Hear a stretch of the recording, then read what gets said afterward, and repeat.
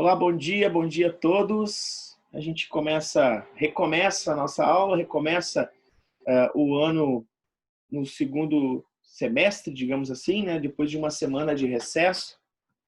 Hoje é dia 29 de junho. A gente está aí com uma manhã bem gelada, de segunda-feira. E eu estou com... Ó, tá chegando a Júlia aqui, ó. E eu estou aqui, né, com a turma 231. É isso? Me ajudem? É isso? 232. Então, estamos com a turma 232. Bom, a gente vai começar hoje falando de Brasil, vai começar trabalhando o Brasil. A gente vai trabalhar especificamente sobre o golpe de 1930. Então, a gente vai estabelecer um debate bem importante, que, aliás, é um debate corrente, né, sobre a possibilidade aí de questionar a democracia.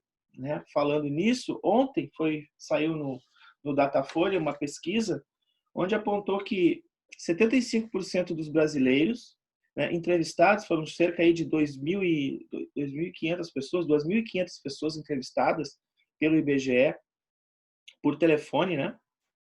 75% das pessoas aceitam ou querem o regime democrático no Brasil.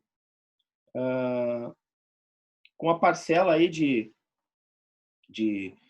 13%, eu acho, que querem um regime ditatorial, que acham que o regime no Brasil tem que ser ditatorial.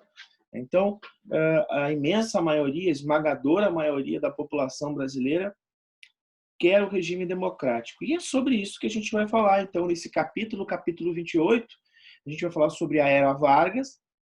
A gente já trabalhou com uma perspectiva, né, no início no início do século XX, um início próspero, né, com a bela época, com o desenvolvimento capitalista, né, com os países na Europa, em pleno desenvolvimento capital, né, promovendo grandes avanços tecnológicos e tal, até que chegamos à Primeira Guerra Mundial. Então, esse século, o século XX, que é o objeto do nosso estudo, ele é marcado por esses acontecimentos importantes na história, né, essas guerras, que vão ser depois chamadas pelo historiador inglês Eric Hobsbawm como a Era dos Extremos. Aliás, ele escreve um livro falando sobre isso, né? Então, ocorrem duas grandes guerras diretas que envolvem todos os países do planeta nessa guerra, né? De certa maneira, a questão econômica é envolvida. Nós entramos numa profunda crise.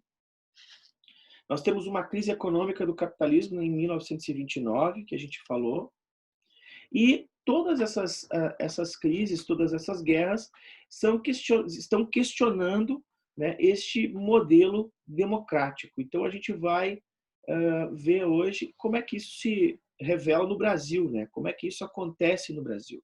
O Brasil, que fez, no final do século XIX, né, fez a sua república também baseada num golpe militar. Então, o exército lá, naquele momento, dá um golpe militar junto com a elite de São Paulo, promove a chamada República da Espada. Então, os primeiros governos foram governos militares no Brasil, com militares, pessoas extremamente rudes, né? Pessoas que não tinham a mínima...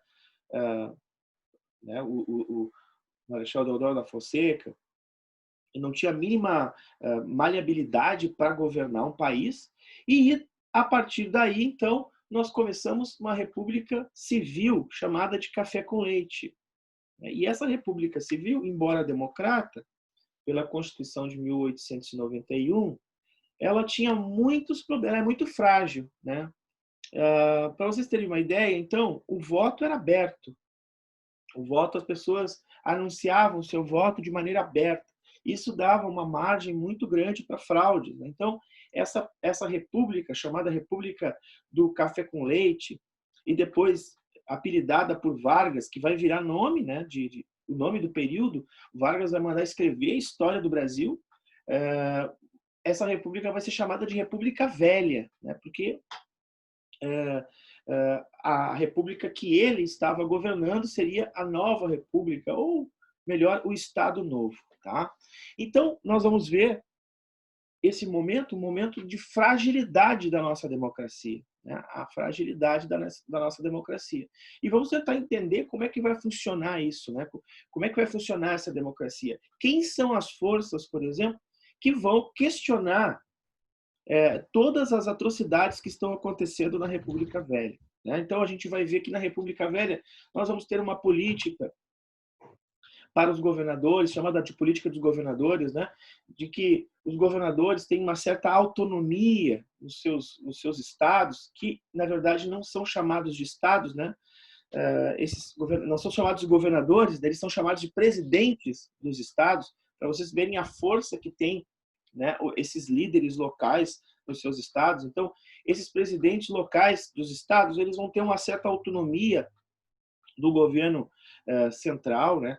E o governo central do Brasil, sendo a capital o Rio de Janeiro, vai ser dividido entre São Paulo e Minas Gerais, né? Então, São Paulo e Minas vão acabar dividindo aí nessa chamada política do café com leite, ora São Paulo, ora Minas Gerais, governando o país sobre os interesses, né? sobre as lentes, né? dos produtores de café. Então, os produtores de café vão fazer uma política de compensação dos lucros, né, da venda deste grão para o mundo, usando a máquina pública, usando o Estado como se fosse seu. Então, nós vamos ter esse tipo de política, né, que sendo a política do café com leite ou a política da República Velha. E é isso que vai ser questionado nesse próximo capítulo, né? Esse próximo capítulo, que chama A Era Vargas, ele começa com um golpe. E que golpe é esse, né? Quem é Getúlio Vargas? Por que é dado um golpe? Quem são os atores desse golpe?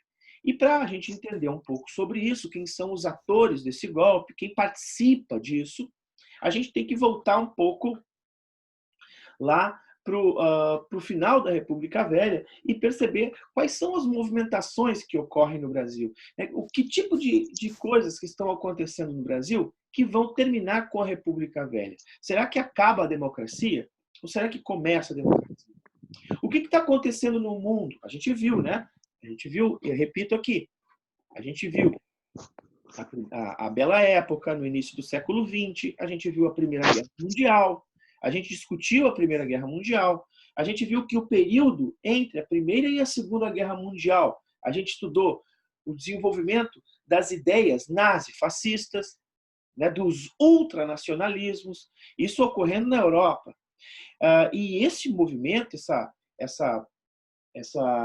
esse sentimento, essa nova política que está acontecendo no início do século XX na Europa e nos Estados Unidos, também acontece no Brasil. Né? Então, esses sentimentos essas políticas acabam chegando aqui no Brasil também, e aqui começa a se desenvolver uma série de movimentos nesse sentido, né?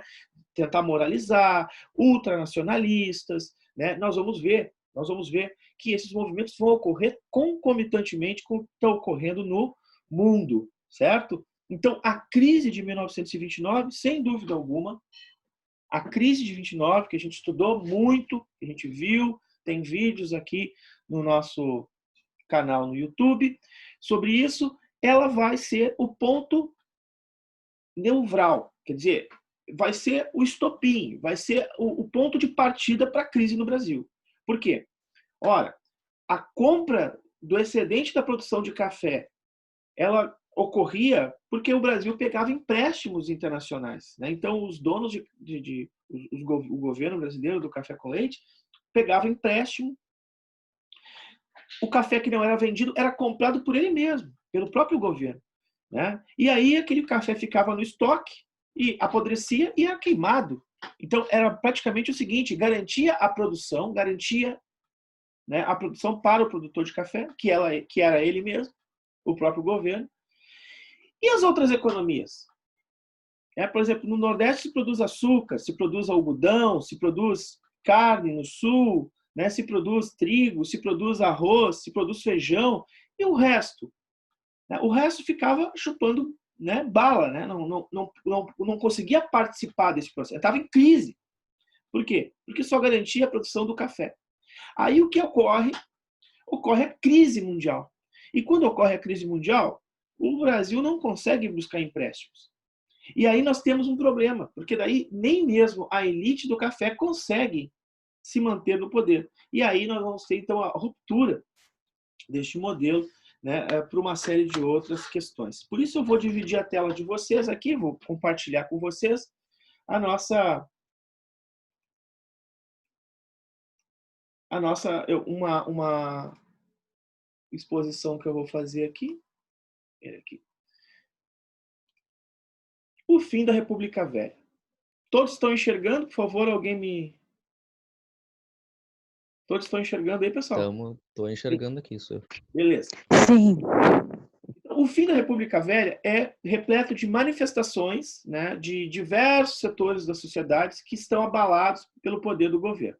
Então, são os movimentos operários que estão insatisfeitos, porque, de certa maneira, estão passando por uma crise econômica e também uma crise de política, né, de representação. E o movimento chamado movimento tenentista. Esse movimento começou lá com a revolta do Forte do Copacabana, né, no início da década de 20, em 1922. Aliás, em 1922 também que é formado o primeiro partido, que é um partido nacional, né? Quer dizer, nós tínhamos partidos assim, ó, Partido da República Paulista, PRP, Partido Republicano Gaúcho, Rio-Grandense, perdão, PRR, Partido Republicano Rio-Grandense, Partido Republicano Paulista, Partido Republicano Mineiro. Então, quer dizer, nós não tínhamos um partido republicano do Brasil, era do Estado. Então, os estados eram também divididos. O primeiro partido a ser o Partido Nacional é o Partido Comunista Brasileiro, né? Então, é o PCB. E esse partido era comunista. Então, era um partido que gerava muita controvérsia, né? Porque ele era fruto do movimento operário. Aliás, o movimento operário no Brasil, que vai ter a participação muito forte, né, de membros do movimento chamado anarquista, né? Porque esses operários no Brasil, e aí é uma questão que eu quero levantar com vocês, né? O Brasil, no início da década de 20, deixa eu botar a Maria, que está chegando aqui. No início da década de 20, o Brasil era formado basicamente por negros, né? Eram negros, né, que foram escravizados durante 350 anos, e a partir de 1888, então, né, todos esses escravos, esses escravizados foram libertos, entre aspas. E esta liberdade aos escravos não foi planejada a sua introdução no movimento na economia, né? Esses negros ficaram à margem, né, desse desenvolvimento social do Brasil. E esses operários que nós estamos falando aqui, majoritariamente, são operários oriundos da Itália, né? São italianos, são pessoas que vêm, então, da Polônia, que vêm da Itália, né, que vêm da Alemanha, que vêm do Japão, né? São todos imigrantes que chegam no Brasil no início da década de 20, né, que chegam do início do século 20, perdão, que chegam para trabalhar no Brasil, porque existia um projeto no Brasil chamado racismo, né, um projeto de branqueamento social, né? Era um processo arquitetado para que o Brasil se tornasse um país desenvolvido. Então, olha só, o racionalismo racista no Brasil previa que na quinta geração, e aí depois em outras aulas eu vou abordando isso, né? Isso é uma questão bem importante, porque é uma questão que a gente está discutindo muito, né, sobre o racismo no Brasil, no mundo, né? Quem inventa o racismo não é, obviamente, o negro, quem inventa o racismo é o homem branco, né?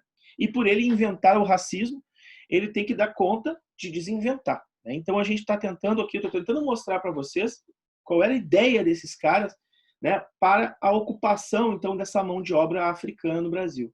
A ideia dos caras era que os negros deveriam, né, ter relações com mulheres brancas, por exemplo. Então, por quê? Porque daí nós teríamos o embranquecimento social. Olha a que ponto nós chegamos, né?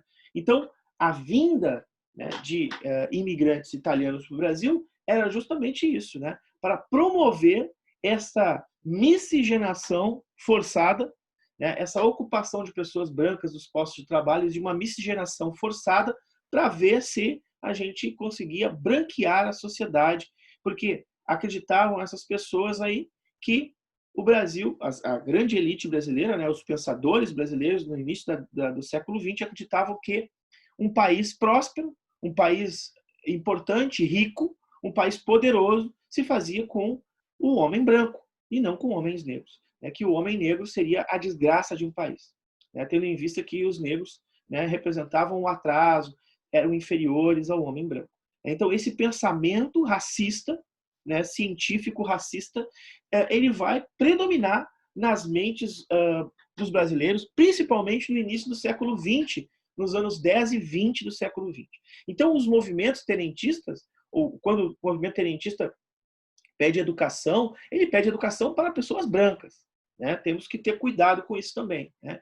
Ele pede que o voto seja um voto secreto e não mais aberto, né, por conta da corrupção, mas um voto para pessoas brancas. Né? Então, a gente vai ver nitidamente, né, que esses movimentos são movimentos que vão abalar, né, a República chamada República Velha.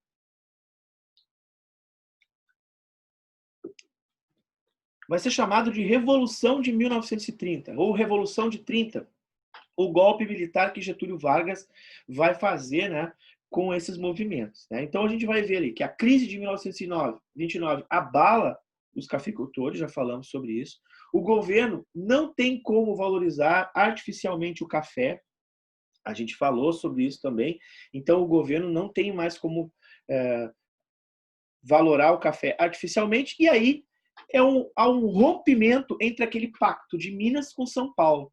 Então, São Paulo, que lança um candidato chamado Júlio Prestes para substituir o Washington Luiz, que era paulista, e Minas Gerais fica, né, muito bravo com isso. E Minas Gerais, então, vai se colocar ao lado, né, de quem? Ao lado do Getúlio Vargas. E aí vai ser montada a Aliança Liberal. O que foi a Aliança Liberal?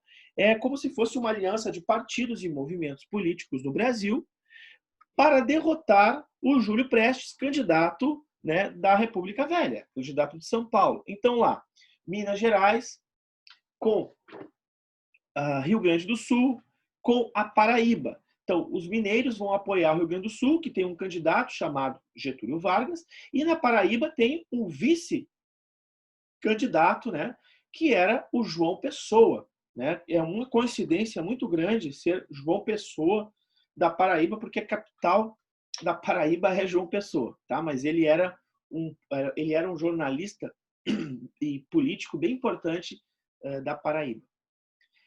Então, vice-presidente João Pessoa, presidente Getúlio Vargas. É feita a campanha em 1930, a campanha enorme foi feita, era praticamente certo que Getúlio ganharia as eleições, né, pela movimentação social, pela mudança, mas o que acontece? A Aliança Liberal, mesmo recebendo o apoio dos tenentes, né, que fizeram a marcha aquela do tenentista, mesmo recebendo apoio da classe média urbana, né, quer dizer, além de várias outras oligarquias que apoiaram, eles perdem as eleições para Júlio Prestes, porque as eleições foram fraudadas. E aí, então, né, à base de protestos contra o resultado no país, e usando um pretexto da morte do João Pessoa, porque João Pessoa morre na Paraíba, mas ele morre por um outro motivo, não tem nada a ver com a questão política. Ele morre lá porque ele se envolve lá, ele acaba se envolvendo com um coronel lá com um coronel da região da Paraíba, e o coronel manda matar ele, né? E aí nós temos, então, uma agitação popular e o exército, então, resolve apoiar o Getúlio Vargas, né? Os comandantes apoiam Getúlio Vargas marcha para o Rio de Janeiro e acaba tomando posse como presidente do Brasil. Esse presidente, então, chega lá com um golpe, né? Então, o Getúlio Vargas chega na... Deixa eu interromper aqui. Getúlio Vargas chega à presidência do Brasil em 1930 com um golpe. Ele perdeu as eleições, né? Ele consegue fazer uma aliança, então, isso é importante, tá? Aliança liberal é uma aliança legal, ela perde as eleições, mas ele, então, faz aí uma aliança com o exército, né? Com os chamados os comandantes da coluna Prestes, né? Com esses caras aí que eram do movimento tenentista, e ele consegue chegar ao poder pela força. Bom, aí, queridos, o início do capítulo 28 tem um texto bem interessante, né, do capítulo que abre o capítulo, que fala sobre a democracia, né? Então, esse texto eu gostaria de discutir ele com vocês, porque ele é importante não só para esse período do Brasil que questiona a democracia, esse período aqui da década de 30, mas também ele é importante para o período que a gente está vivendo hoje, né? Então vamos lá. A ideia que a democracia é o melhor sistema político para uma sociedade consolidou-se a partir do século XIX. Em diversas regiões do mundo, após um intenso processo de lutas sociais. Então a gente vem acompanhando, desde que a gente se viu no início do ano, que o mundo passa por uma série de transformações sociais, né? Então nós vamos ter o final do século XIX, com os movimentos anarquistas, os movimentos socialistas, melhorias das condições de trabalho do trabalhador, né? A chegada do trabalhador ao governo pelo socialismo, né? A melhoria da condição de vida do trabalhador no início da década de 20, com a Bela Época, né? A gente vai ver os Estados Unidos com um intenso processo chamado de Welfare State of America, né? Quer dizer, o jeito americano de ser, de consumir, né? Então, tu tem todas essas transformações que ocorrem no mundo, obviamente acompanhados de algumas crises, que são as crises democráticas. E é isso que a gente vai ver. Porém, ao mesmo tempo que o ideal democrático se disseminava, também ocorreu o fortalecimento de ideias e propostas autoritárias e antidemocráticas. Assim, pode-se dizer que a história mundial, entre o século XIX e a primeira década do século XX, foi marcada pela luta entre tendências opostas, o que possibilitou, ora, avanços democráticos, ora, retrocessos autoritários. Então, a história do século XX, ela era uma história de avanços democráticos e também de retrocessos democráticos. A gente vai tentar entender como é que isso funcionava agora. Essa característica também se manifestou na sociedade brasileira, com a luta de diversos movimentos sociais pela consolidação da democracia do Brasil. Ao mesmo tempo que em outros setores se articulavam para manter as estruturas antidemocráticas que configuravam o processo brasileiro no período. Nesse sentido, um momento de especial tensão em torno da disputa pela democratização dos regimes políticos no período entre 1930 e 1940 foi nesse momento, por exemplo, que se consolidaram os regimes totalitários em diversas regiões da Europa. Então ele está dizendo que entre 1930 e 1940 ocorreu o nazismo, ocorreu o fascismo na Itália, na Alemanha, em Portugal, na Espanha, né? Então isso estava acontecendo no mundo, mas também ocorreu no Brasil. Vamos ver aqui. Já no Brasil, a década de 30 iniciou-se com um golpe de Estado que derrubou o regime republicano em vigor desde 1889 e iniciou uma série de transformações que resultaram na formação de um regime autoritário no Brasil, que vai ser chamado de Estado Novo. Agora, queridos, eu queria que vocês me dissessem o seguinte. Eu queria que vocês me dissessem o que vocês entendem, né? Ou, se vocês conhecem algum movimento que hoje, por exemplo, possa estar ameaçando a democracia do Brasil, ou se vocês conhecem algum movimento que exija a democracia no Brasil. né, que lute pela democracia no Brasil hoje, porque é isso que está pedindo aqui. Olha só, você conhece exemplos de movimentos que lutam pela democracia e pela democratização da sociedade? Alguém de vocês conhece?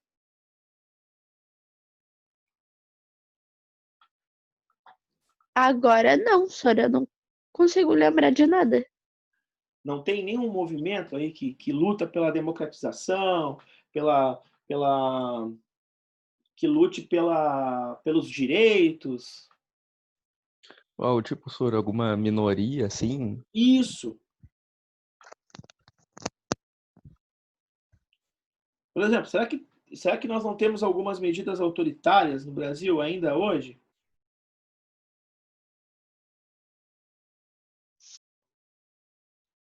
Por exemplo, nós temos. Como é que nós tratamos os imigrantes que chegam no Brasil hoje?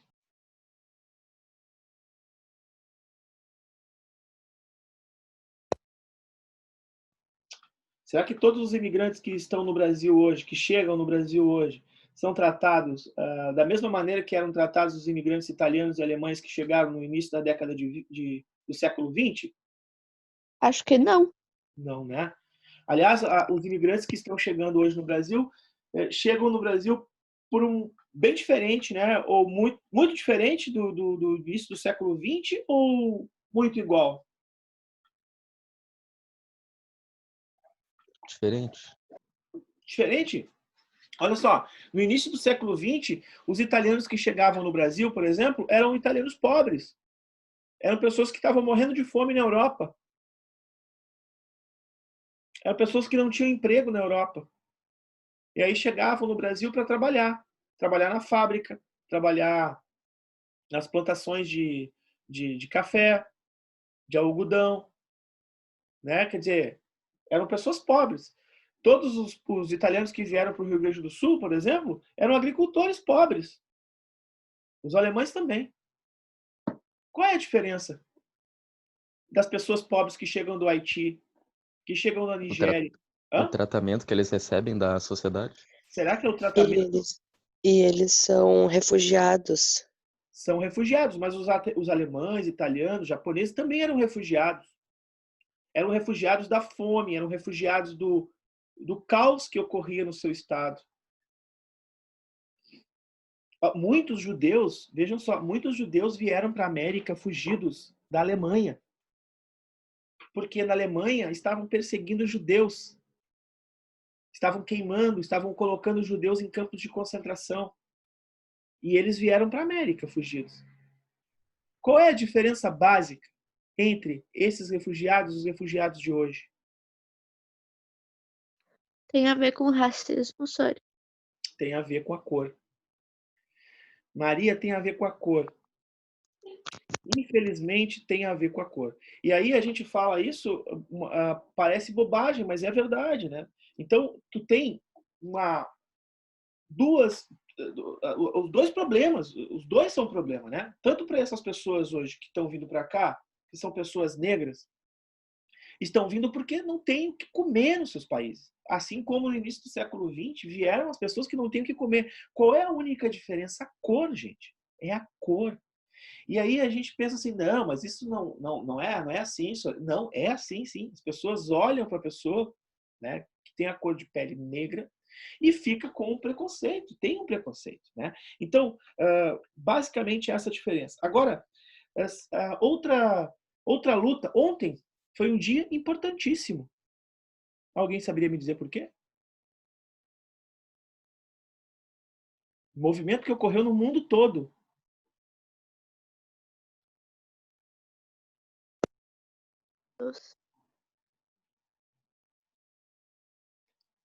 A luta de uma camada social que pede reconhecimento, que pede respeito, que pede o fim da homofobia. Que grupo social é esse que eu estou falando? LGBT. Isso, o grupo LGBT, gente. Então, esse é um movimento de direitos, né? Para ampliação de direitos, direitos do cidadão, né? Porque o cidadão que é gay, né? Ele é um cidadão como qualquer outro. Será que ele é tratado como qualquer outro? Né? Então a gente tem que questionar. Outra questão, a questão da mulher. Então, os direitos femininos, será que não tem movimento da democracia, um movimento também que enalteça e peça respeito às mulheres, que instigue, por exemplo, que as mulheres participem dos movimentos políticos, né? Participem, que sejam tratadas de maneira igual no esporte.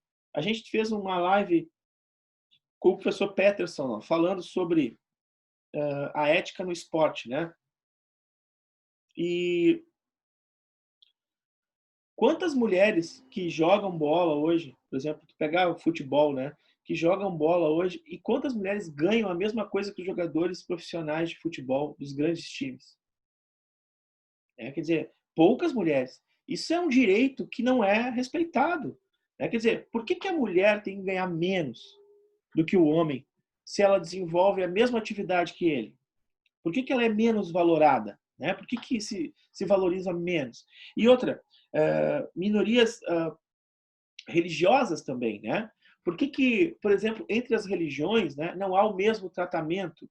Então, vejam, eu cresci escutando dos meus avós, que eram pessoas ignorantes, que eram pessoas, digamos assim, ignorantes do fato de não saberem, mas eram pessoas extremamente preconceituosas em relação à religião, e cresci ouvindo que a religião afro era do mal. Eu cresci ouvindo isso. E as pessoas que praticavam essas religiões afrodescendentes, todas as pessoas, na época, tinham vergonha de dizer que eram de movimento religioso afrodescendente, porque havia um preconceito sobre isso. Não era tratado de maneira igual às religiões afrodescendentes. Até hoje, inclusive, existe um preconceito que permeia essa política da diversidade religiosa no Brasil. Nós temos algumas religiões no Brasil que perseguem católicos, que quebram santos, que invadem casas para quebrar santo, para igrejas e demonizam a religião afro, dizem que a religião afro é a religião do demônio. Quer dizer, onde está o respeito entre as religiões? A questão democrática é saber reconhecer o outro,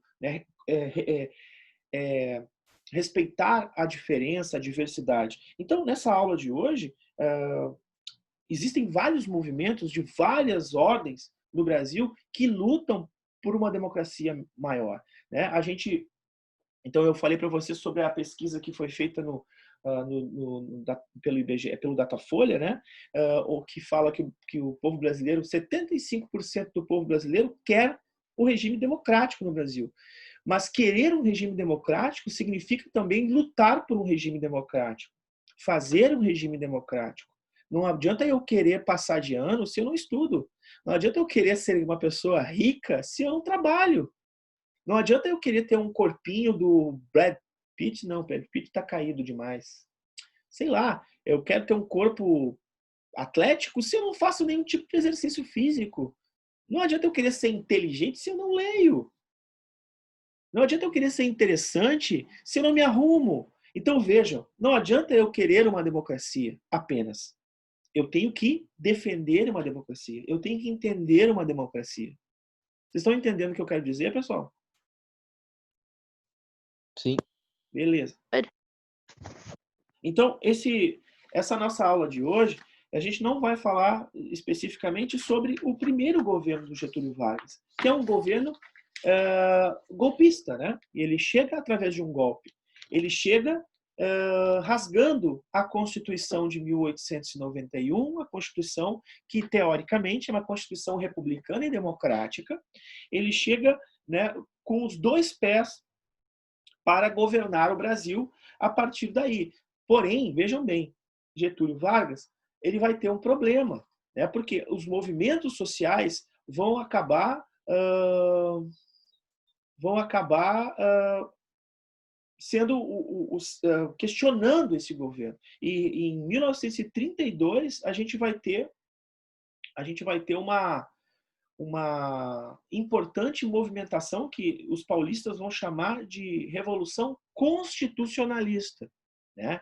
Que vão querer, então, que seja feita uma nova Constituição para esse momento histórico no Brasil, né? Esse momento histórico que o Brasil está vivendo de república varguista, né? Então, para o nosso próximo encontro, então, a gente vai trabalhar o governo provisório. Quais são as características deste governo provisório? E, para isso, então, eu vou pedir a vocês que leiam o capítulo 28, chamado A Era Vargas, né? Para que vocês compreendam o que foi esse momento histórico chamado de era. Por que é Era Vargas, né? Como ele chega, a gente já viu. Chegou a partir de um golpe, aliado com o Minas Gerais, Paraíba, né, os movimentos tenentistas e tal. Agora, como é que se desenvolve, né, esse momento histórico? Então, de 1930 até 1945 é o que tu vai fazer fazendo a leitura, então, desse texto. Tá certo, pessoal? Eu agradeço a presença de todos. Alguém tem alguma pergunta? Não, senhor. Então tá. Esse vídeo vai estar postado lá no nosso canal, aqui no nosso canal, né? prof.jairobrum, no YouTube e também na Iônica. Boa semana de aula, bom retorno. Tchau, senhor. Tchau. Tchau.